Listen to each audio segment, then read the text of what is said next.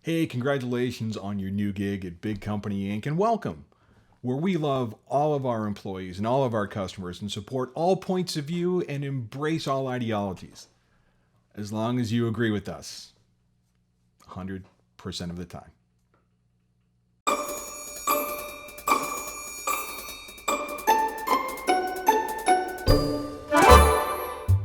Hey folks, Mark here from The Rational Workforce, a brand new YouTube channel that aims to take a look at news and current events and things that are going on in the world of work from an angle and through a lens that you're probably not getting in other places. So I appreciate you coming by. Welcome. Let's talk today about openness and sharing and being able to ask questions in the workplace. Uh, I think there's been a lot of, I'm going to call it propaganda, specifically around the hiring process and when organizations are trying to lure you in.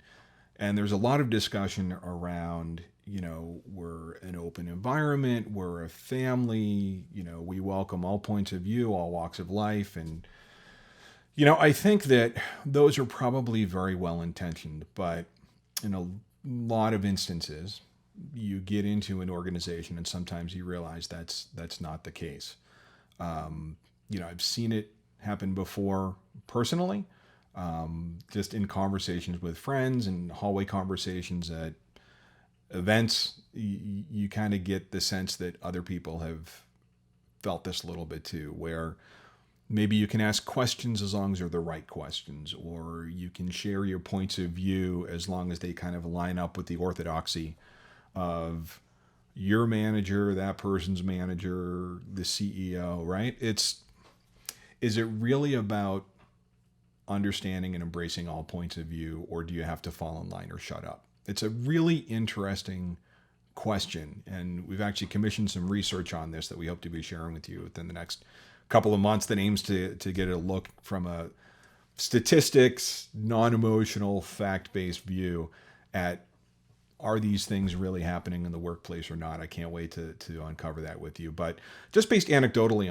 on some of the things that I've seen recently, I think it's the case. And I think it poses some interesting questions for employers in general, HR teams and recruiters in specific. But let's unpack a little bit about what I'm talking about. So I shared a LinkedIn post the other day from, and I apologize if I mispronounce the name, but Nantran. And in her post, she mentioned an average of 79% of potential is lost in a team due to the interaction gap instead of creating synergy by combining their skills. And she goes on to list some of the reasons why people don't share more openly in meetings or in group discussions. They don't feel psychologically safe. They're demotivated. They have hidden agendas. That happens too.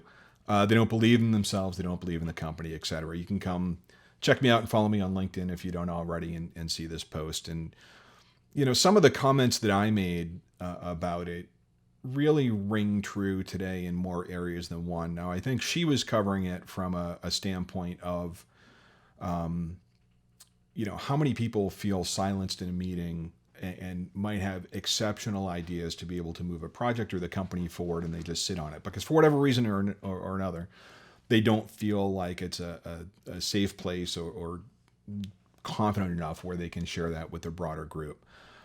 I think a similar mindset applies to some other things that speak more to the culture of an organization. And, some of the things that I wrote, when we create environments intentionally or unintentionally where there's only one right way to think, when we create environments intentionally or unintentionally where people can't ask questions, and when we create environments intentionally or unintentionally where the loudest voices are the only voices, companies begin venturing into very dangerous waters.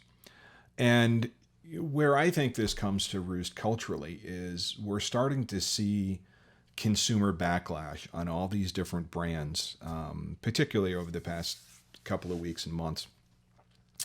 And I think that's a manifestation of there are questions that can't be asked, there are viewpoints that can't be shared, there is not discussion happening on certain topics that companies are taking a stand on these days. And when you don't create an environment where you can ask questions and people can exchange information and people can learn from one another, you end up chucking people into these ideological buckets that are probably caricatures of who they really are and what they really feel. And then you start acting based upon those. And you get to an environment of polarization and toxicity that I think we're seeing everywhere today, not just in the workplace, but it's certainly coming to roost in the workplace because so many organizations are taking stands on political and social issues. And I think that's a relatively new construct in the world of work. And there's an interesting Wall Street Journal article called "Companies That Embrace Social Issues Have Second Thoughts." And really what they're digging into is, organizations that have, come out and taken hardline stances on certain topics. Then they get pushed back on those topics and they waffle back and forth. It just creates a lot of confusion and really a lot of unnecessary noise and potential negativity about a brand. It's, you either go out there and you're full-throated in your convictions and you stand by it, or you don't. Or you find other ways to support these causes, support these communities. It can't be half measures. And, I look at some organizations, I'll use Disney for an example. I have been a Disney fan forever. But when I see them do things like, take a look at, do your own research. Look at some movie posters, particularly Star Wars movie posters, and who is portrayed prominently in the US and Europe and other markets, and how those posters are altered in other geographies, like, say, China. And you tell me if that looks like it's emblematic of an organization that stands on its principles universally. It's not. And I think if companies put their brands out there and only take stands where it's convenient or safe to do so, they're going to hurt themselves more than they're going to help themselves. They're going to alienate more than create allies. And we're starting to see that going on in the marketplace. But the narrative that I think is happening with some of these brands is that, Bud Light being a prime example, is that, this is a small band of evil right-wing activists that are shaking their fist and causing all this problem. Bud Light has lost significant double-digit percentage drop in sales. Bud Light is in danger, at least at the time of recording, of no longer being the number one selling beer in America. And they have shed billions of dollars in market cap from their stock. That doesn't sound like the activities of a small band of uber right-wing activists. It sounds like it could be a broader market reaction. And I'm not passing any judgment. I'm not agreeing with it or disagreeing with it.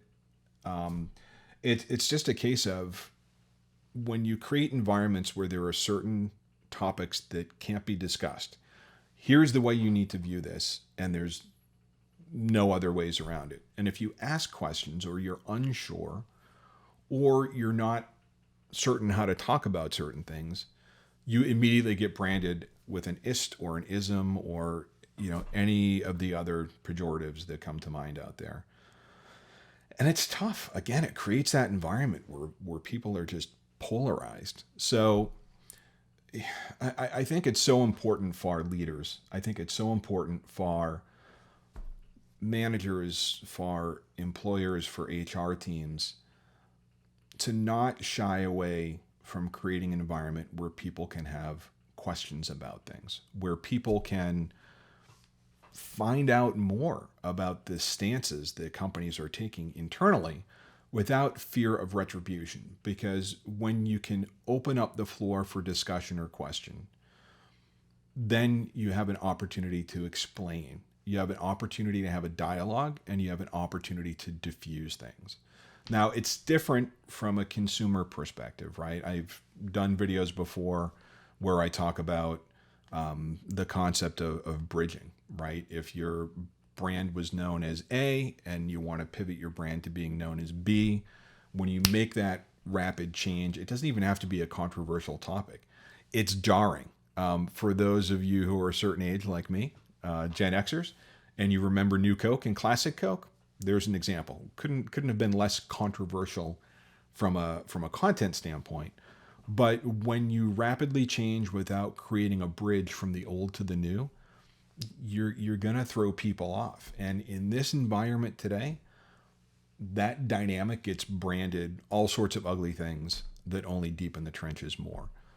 And it's tough. So, organizations need to be cognizant of the environments they create, and forget any of the socio-political stuff, forget all of the ESG stuff that's stealing the headlines today.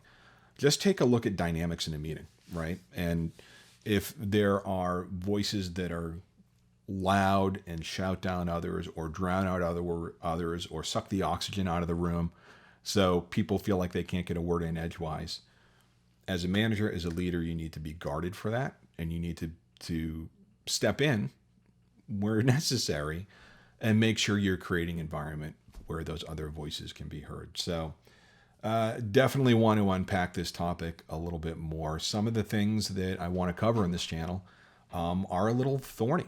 They're not necessarily politically correct in the way I think we need to talk about it, in a way I think that a lot of workers and a lot of consumers are thinking. And it doesn't mean they're evil people.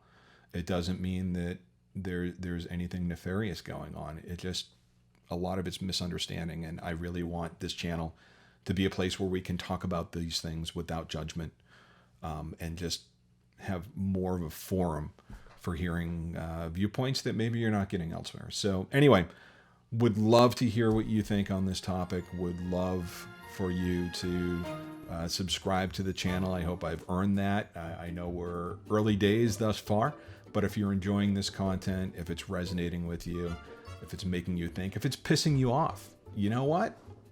Good. Like, let's take action on collectively making things better for all of us. So anyway, leave a comment below, click like, click subscribe, and we will see you on the next one. Thanks for tuning in, folks. Appreciate it.